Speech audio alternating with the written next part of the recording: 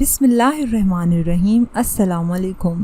سچی کہانیوں میں خوش آمدید ویورز، آج پھر آپ کے لیے ایک اور سبق آموز سچی کہانی لے کر حاضر ہوئی ہوں۔ نئے آنے والے ساتھیوں سے گزارش ہے کہ اگر ابھی تک آپ نے ہمارا چینل سچی کہانیاں سبسکرائب نہیں کیا تو اس کو لازمی سبسکرائب کیجیے۔ چلیں اپنی کہانی شروع کرتے ہیں۔ صاحبہ ایک غریب کسان کی ان پڑھ بیٹی تھی۔ وہ نہایت خوبصورت تھی اور اس کے ساتھ بہت دلیر بھی تھی۔ اس کے خواب اونچے تھے کیونکہ خواب تو کوئی بھی دیکھ سکتا ہے۔ اس کے خوابوں میں ریحان بستا تھا، جس کے علاقے میں 10 مربع زمین اسے اس کے بزرگوں کی وراثت میں ملی تھی۔ یہ بانکا سجیلا گبرو ایک بڑا زمیندار تھا جو معاشقے کرنے میں خاصی شہرت رکھتا تھا۔ صاحبہ جب بھی چارہ کاٹنے کھیتوں میں نکلتی، اس کا سامنا ریحان سے ہو جاتا۔ وہ شرما کر سمٹ جاتی۔ ریحان کو اس میں کوئی دلچسپی نہ تھی۔ اس کے لیے وہ ایک عام سی دیہاتی لڑکی تھی جس کی طرف نظر بھر کر دیکھنے کی اسے فرصت نہ تھی۔ اس نے کبھی ہاتھ میں درانتی پکڑے چارہ کاٹتی صاحبہ کی جانب دھیان ہی نہ دیا، اس لیے اس نے اس لڑکی کی شکل بھی یاد نہ تھی۔ مگر ریحان تو صاحبہ کے خوابوں میں بس چکا تھا۔ وہ سوتے جاگتے، چلتے پھرتے، اٹھتے بیٹھتے بس اسی کے خواب دیکھا کرتی تھی۔ خواب دیکھنا اور بات ہے، کسی کی محبت یا توجہ پا لینا اور بات ہے۔ صاحبہ ریحان کی توجہ تو نہ پا سکی، لیکن 16 برس کی عمر میں اس کی شادی اپنے جیسے گھر میں ضرور ہو گئی اور وہ دلہن کے روپ میں ارمانوں کی دنیا دل میں بسائے ناچارہ اپنے نئے گھر چلی آئی۔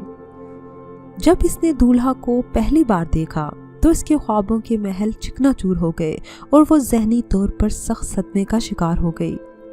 اللہ دتا کسی طور اس کے خوابوں کا شہزادہ نہ تھا۔ وہ دھوپ سے جلا، محنت کش، کھردرے نکوش کا عام سا دیہاتی نوجوان تھا، جس کا رویہ بھی اس کے کھردرے نکوش کی مانند کھردرا اور کرخت تھا۔ صاحبہ اس کے ساتھ رہ کر مکمل طور پر ذہنی اذیت کا شکار تھی۔ اب اس کی ہر سانس اس کے لیے سولی جیسی تھی۔ اسے اللہ دتا بالکل بھی پسند نہ تھا۔ پہلے وہ اپنے خوابوں اور اپنے سوچوں میں آزاد تھی، مگر شادی کا پھندا لگتے ہی اس کی روح جیسے حب زدہ ہو کر اس کے بدن کے قفس میں تڑپنے لگی۔ اسے کسی پل چین نہ آتا تھا۔ ایک رات اس کی اپنے شوہر سے لڑائی ہو گئی۔ وہ بے تحاشا رو رہی تھی، آنسو چہرے کو بھگو رہے تھے۔ اللہ دتا تو نیند کی وادی میں مست تھا کہ اچانک اٹھ کر بیٹھ گئی۔ جانے پھر کیا جی میں سمایا، اس نے شوہر کا ٹرنک کھول کر اس کا ڈھیلا ڈھالا جوڑا نکال کر پہن لیا، سر پر پگڑی باندھ لی اور دبے قدموں گھر سے کھیتوں کی جانب چل دی۔ یہ سب اس نے بغیر کسی پیشگی منصوبے کے اور بغیر سوچے سمجھے کیا تھا۔ ریحان کا گاؤں 10 میل کی دوری پر تھا، مگر جب دل میں عشق کا چراغ جلتا ہو تو محبوب کی نگری کوسوں دور ہونے کے باوجود آنکھوں کے سامنے معلوم ہوتی ہے۔ رات کے 3 پہر وہ تن تنہا جنگل بیابان میں چلتی رہی۔ اس نے دریا کا تھل اور ریتیلا علاقہ پار کر لیا۔ یہ رات 14ویں کی چاند کی تھی۔ ہر طرف سفید چاندنی بکھری ہوئی تھی۔ وہ اسی روشنی میں بے دھڑک چلتی رہی۔ اس کا منہ ریحان کے ڈیرے کی طرف تھا۔ ندی نالے عبور کرتی بالآخر وہ اپنے خوابوں کے شہزادے کے ڈیرے پر پہنچ گئی۔ گرمیوں کا موسم تھا۔ ریحان ڈیرے کے باہر کھلی فضا میں چارپائی ڈالے سو رہا تھا۔ تھوڑی دیر وہ اس کے چہرے کو تکتی رہی جو 14ویں کی چاند جیسا تھا۔ وہ خود بھی تو 14ویں کے چاند جیسی ہی تھی۔ صاحبہ خود بھی تو 14ویں کی چاند جیسی خوبصورت تھی۔ اسے اپنی خوبصورتی پر بہت ناز تھا۔ کوئی بھی مرد اس کی خوبصورتی کو نہیں ٹھکرا سکتا تھا۔ گہری نیند میں ڈوبے ریحان کو اس نے دھیرے سے پکارا، ریحان سائیں، ریحان سائیں۔ کوئی جواب نہ ملا تو اس نے ہولے سے اس کا بازو ہلایا اور وہ ہڑبڑا کر اٹھ بیٹھا۔ سمجھا کوئی خواب دیکھ رہا ہے۔ چاند کی اجلی چاندنی میں ایک حسین و جمیل پری اس کے سامنے کھڑی تھی۔ وہ آنکھیں ملنے لگا، کون ہو تم اور مجھے کیوں اٹھایا ہے؟ وہ اسے بالکل بھی پہچان نہیں پایا تھا۔ میں جو بھی ہوں ریحان سائیں، تمہارے عشق کی ماری ہوئی ہوں، بڑی دور سے پیدل چل کر آئی ہوں، اپنا گھر بار چھوڑ کر تن تنہا جنگل بیابان عبور کیا ہے۔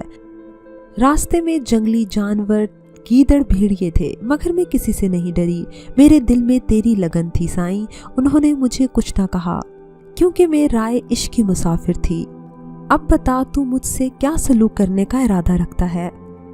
रेहान इसकी बातें सुनकर हैरान रह गया।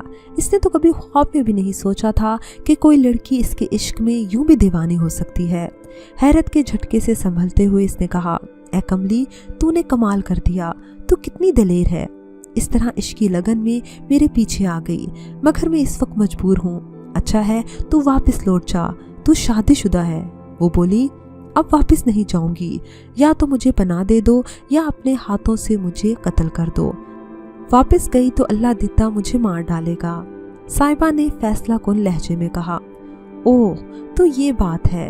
रेहान ने कुछ सोचकर अपना दरख्त से बंधा घोड़ा खोला और साहिबा को इस पर सवार कर दिया। वो इसे साथ लेकर अपने एक दोस्त जमींदार ताज खान की तरफ रवाना हो गया। साहिबा को ताज खान के हवाले करके रेहान बोला, दोस्त ये मेरी अमानत है, इसकी हिफाजत तेरे सुपुर्द है। ये अल्लाह दित्ता की बीवी है और भाग कर आ गई है। मैं इससे मामला तय कर आऊं तो आकर इसको ले जाऊंगा। ताज खान एक सरदार था और इस पर रेहान को मुकम्मल भरोसा था कि वो अपनी रवायात के मुताबिक कभी अमानत में खयानत नहीं कर सकता। रेहान वहाँ से अल्लाह दित्ता के पास पहुँचा तो सुबह हो चुकी थी और वो बहुत परेशान था क्योंकि इसकी बीवी गायब थी। यहाँ भी रेहान का डेरा था। वो सीधा अपने डेरे पर उतरा, घोड़े को अपने बेली के हवाले किया और अल्लाह दित्ता को बुलाने का अंदिया दे दिया। जरा सी देर में ये मुसीबत ज़दा किसान हाजिर था। वो रो रहा था कि इसकी बीवी का कुछ पता नहीं। रेहान ने कहा, अल्लाह दित्ता रो मत, जो बेवफा हो इसके लिए आंसू नहीं बहाए जाते, गोया अपने कीमती आंसुओं को रेत पर गिराने के मुतरादिफ है। साहिबा भागकर मेरी अमान में आ गई है और वो तुझसे तलाक चाहती है। मेरी राय है कि तू इसे छोड़ दे, क्योंकि जो औरत ठुकरा कर चली जाए वो उम्र भर साथ नहीं निभाती, वो साथ रखने के काबिल भी नहीं रहती। अगर तू चाहे तो बदले में मैं तुझको 6 एकड़ ज़मीन दे सकता हूँ। एक बेवफा हरजाई औरत के बदले क्या ये सौदा तुझे मंजूर है? मंजूर है साईं। अल्लाह दिता के आंसू थम गए। भला वो इस सौदे को रद्द करने की जुर्रत भी कर सकता था? इसकी औकात ही क्या थी? वैसे भी इसे इस औरत के मारने से क्या हासिल होता? फांसी का फंदा। इससे तो बेहतर था कि वो दोबारा ज़मीन का मालिक बन जाए। वो अपने आप को बहुत खुशनसीब समझ रहा था। हस्बे तवक्को बड़ी आसानी और खुशी के साथ अल्लाह दित्ता ने सौदा मंजूर कर लिया। अब तलाक नामे पर अंगूठा लगवाना बाकी था।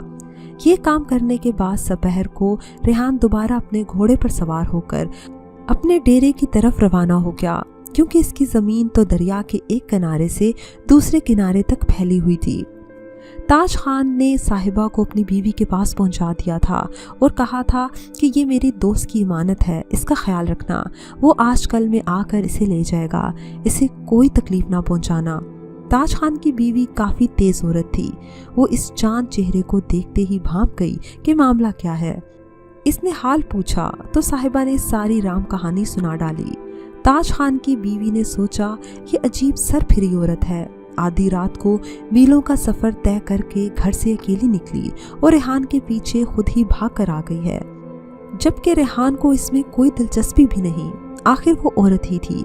इसके दिल में शक उभरा, कहीं ये इसके शोहर का अपना शिकार ना हो, दोस्त की आड़ में खुद इश्क और मोहब्बत का खेल न खेल रहा हो। ये ख्याल आते ही रवायती जलन ने इसका वजूद सुलग उठा।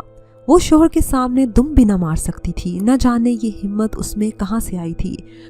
वो अपनी सोचों में ही गुम थी कि इसका भाई दूसरे गांव से दिलावर खान इसके पास आया। इसने जो ऐसी हुसीन हूर परी देखी तो वो इसका दीवाना हो गया। इसने बहन को मजबूर किया कि किसी तरह इसे मेरे साथ रवाना कर दो।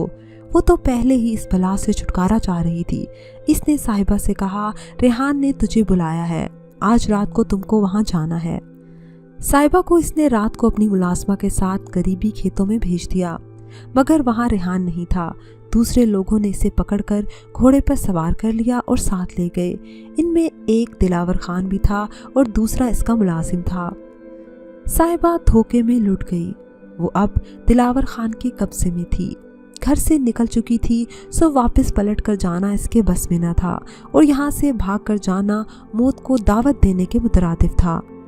صبح تاج خان کو جب پتا چلا کہ رات کو اس کی بیوی نے صاحبہ کو کہیں غائب کر دیا ہے تو وہ غصے میں آپے سے باہر ہو گیا۔ ملازمہ سے پوچھ گچھ کی تو اس نے خان سے خوفزدہ ہو کر بتا دیا کہ اس کی بیوی نے صاحبہ کو خود دلاور خان کے حوالے کیا ہے۔ یہ سنتے ہی تاج خان کی آنکھوں میں خون اتر آیا اور اس نے گرج کر کہا، بدبخت عورت، یہ تو نے کیا کر دیا؟ مجھ کو میرے دوست کے آگے شرمندہ کروا دیا۔ وہ اس کی امانت تھی، میری سپردگی میں دے کر وہ گیا تھا۔ وہ مجھ پر بہت اعتبار کرتا تھا، اب میں اس کو کیا جواب دوں گا؟ تو نے میرا بھروسہ توڑ ڈالا ہے، لہٰذا تو میرے قابل بھی نہیں رہی۔ میں تجھے طلاق تو نہ دوں گا، مگر آج کے بعد تو کبھی میری صورت بھی نہ دیکھ سکے گی اور نہ میں کبھی تیری شکل دیکھنے کا روادار ہوں گا۔ اس کے بعد نہیں معلوم کہ تاج خان نے اپنی عورت کے ساتھ کیا سلوک کیا۔ اس دن کے بعد وہ کبھی کسی کو نظر نہیں آئی اور نہ کوئی یہ جان سکا کہ وہ کدھر گئی ہے۔ ملازمین بس اس قدر قیاس سرائیاں کرتے تھے کہ شاید اس کو تاج خان نے دریا بدر کر دیا ہے یا پھر اس کے بھائیوں کے حوالے کر دیا ہے، خدا جانے۔ کیونکہ اونچے قلعوں کی دیواروں کے اندر جو واقعات اور کہانیاں جنم لیتی ہیں وہ راز ہوتی ہیں، اور یہ راز پتھریلی دیواروں کے علاوہ کسی کو معلوم نہیں ہوتے۔ ملازمہ خدشات رکھتی تھی کہ تاج خان نے بیوی کو حکم عدولی پر زہر دے کر اندھے کنویں میں ڈال دیا ہے۔ دلاور خان نے صاحبہ سے شادی کر لی یا کچھ عرصے رکھ کر اس کو فروخت کر دیا، یہ بھی معلوم نہ ہو سکا، کیونکہ تاج خان کی ناراضگی کے سبب پھر کبھی وہ اپنے اس بنوئی کے علاقے کی جانب آنے کی جرت بھی نہ کر سکا اور نہ کسی نے کبھی دلاور خان کو اس طرف آتے دیکھا۔ اس لیے صاحبہ کا قصہ بھی ایک راز کی طرح دفن ہو گیا۔ کچھ عرصے بعد علاقے کے لوگ صاحبہ کے قصے کو بھول بھال گئے۔ وہ ایک معمولی کسان کی بیٹی اور ایک غریب مزارے کی بیوی تھی۔ وہ کسی کے لیے اتنی زیادہ اہم بھی نہ تھی۔